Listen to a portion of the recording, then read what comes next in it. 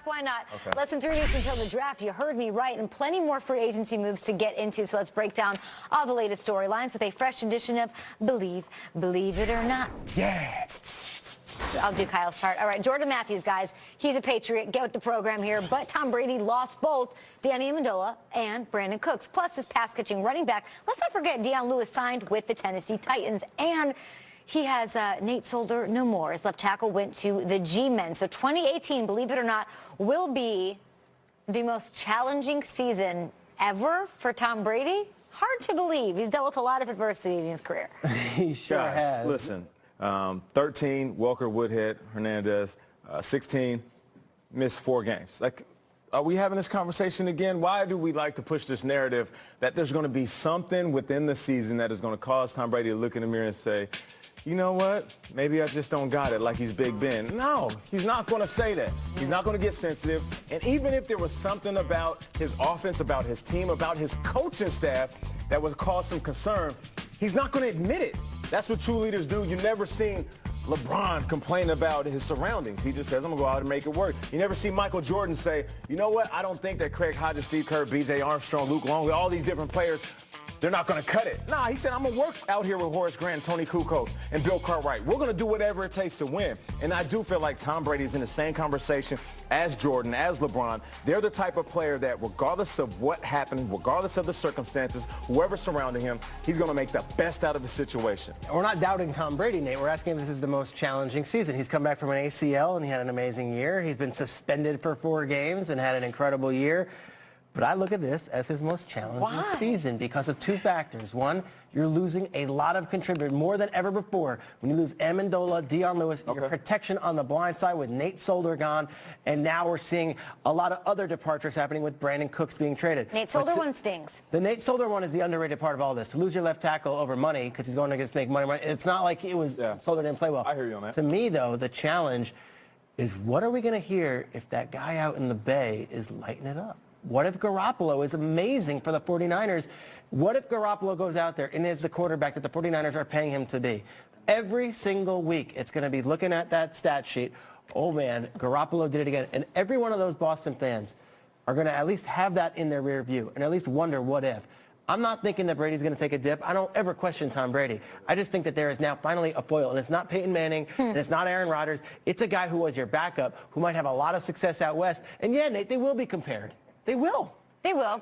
Come on, man. Okay, what if Jimmy Garoppolo plays well? What if Gronk gets hurt? What if Julian is Right, those are all things that he's dealt with. He's done a season without Edelman. They've done one without Gronk. If we were talking about Garoppolo, we'd be talking about how is he going to be a quarterback at the age of 41, coming off a career year. We'd be saying that's going to be the biggest challenge. He feeds off challenge, and we just love throwing challenges his way, I feel like. We don't want him to be the best because the world would be boring. If he had if he had Julio and Beckham, it wouldn't be fun. Is not having Brandon Cooks, the guy who didn't really apparently have a great rhythm with anyway, losing him and losing Danny Amendola, a lot of people wrote off when he was signed in place of Welker, and Edelman took more of his spot in the shine. Was that more challenging than a 23-3 comeback in the Super Bowl? No, like no, this is not the most challenging. Not the most challenging. No. Being suspended for 4 games. And then being down 28-3 and winning, that's a pretty good year. That's a challenge. And aside from a strip ball by Brandon Graham and him dropping a ball. For 1,000 yards in that Super Bowl. Unbelievable. His last game was his jersey. That was one of the best games of the year. Tom Brady's going to be all right. I think the only thing that can stop Tom Brady, it's not father time. It's not his surrounding pieces. The only thing that can sit him down is an injury. If he's healthy and he's on the field, I will always count on the Patriots being in the playoffs. They're 2-3 to start the season, and San Francisco's 5-0. It's weird. I still wouldn't write them off because last year. Listen, it's just a weird deal. I know it's a weird deal, and I get that. But even their team defensively, remember last year when we said, "Oh my gosh, this defense is terrible. This is the worst defense we ever seen in the Patriots' history." Yeah. They self-correct better than anybody. They're going to be perfectly fine. Is it a weird deal if they use some of those picks, package them, trade up for a quarterback? Oh, it sure is. Then if they're 2-3, what do you think about it? It's interesting. It's interesting if Josh Rosen or Baker Mayfield was giving up 2 picks to go move up to get. That gets real interesting. All right, moving on here with Believe It or Not, out on the West Coast, the Rams have made some huge additions. Marcus Peters, Aqib Talib, and Ndamukong Suh joining Aaron Donald on defense. I feel like we need a nickname for all these just added players. I'm sick of saying all of their names. The list is too long. Now Brandon Cooks giving Jared Goff another playmaker on offense. We even said this week it is Super Bowl or bust for the Rams. So we should all pump the brakes on the Rams hype. Believe that or not? I don't believe it. Keep the hype going. I say don't pump the brakes, put the pedal to the metal.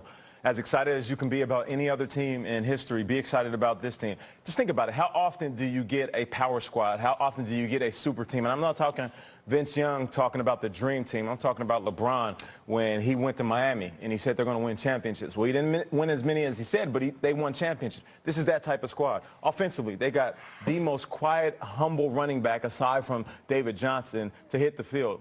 Todd Gurley, 18 touchdowns, an absolute beast. Jared Goff, he grew up right in front of our eyes in one season. Sean McVay, the boy wonder, yeah, he's that good. And on the defense side of the ball, you got monsters. Whether you think they're monster personalities or monsters on the field, these are monsters. So I'm looking forward to this hype translating better than any other team that was put together in an offseason. Schrader, we live and breathe sports. We've seen this so many times. Baseball teams with the Yankees, NBA every offseason, NFL, this happens often. But this is going to be a team that the hype is going to live up to everything that they're doing in the offseason. Did you mention Jared Goff there? I did mention Jared Goff. Okay.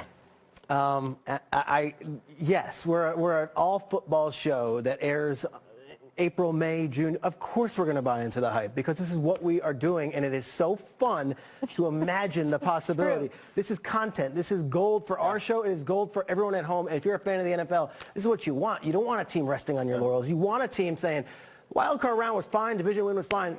Let's get better and let's bring them all in. This has the chance to go really wrong. If Ndamukong Suh becomes a complete, knucklehead or a jerk, this could go bad. Yeah. If Aaron Donald wants to argue about his contract, this could go bad. If Peters and Talib suddenly beefing with each other, it can get real ugly. Right. Hypotheticals, right? I see what you're saying, though. I get what you're saying. The hype, though, if it's real good, this could be great. I just don't want you guys to get hurt. I just don't. Invested in this relationship? Yes, I don't want you to overhype something when you look at the landscape of what the NFC is. Because guys, loaded. Just look at the quarterbacks. I mean, are we kidding me? Former MVPs, Super Bowl winners, guys who've been there. You're Aaron Rodgers, you're Cam Newton, you're Drew Brees, and so on, Eli Manning, Russell Wilson. Also, contending with guys like Kirk Cousins and Jimmy Garoppolo and Matthew Stafford. Those are not bad quarterbacks either in the NFC. I don't know where I put Jared Goff. Is he right below them? Is he on the same level as like a Matt Stafford? I don't know, even after a tremendous season, maybe the most improved player in the NFL, as Peter has pointed out, that I can buy all in on Jared Goff as a quarterback who is going to lead some super team to a win. Just like that. No big deal. You know what I do love? It's a great point. Because we both are making valid points. And seeing that you could get hurt, that is the difficulty between. I've just seen you guys get excited before. Between buying in and not investing. But I will say this, though.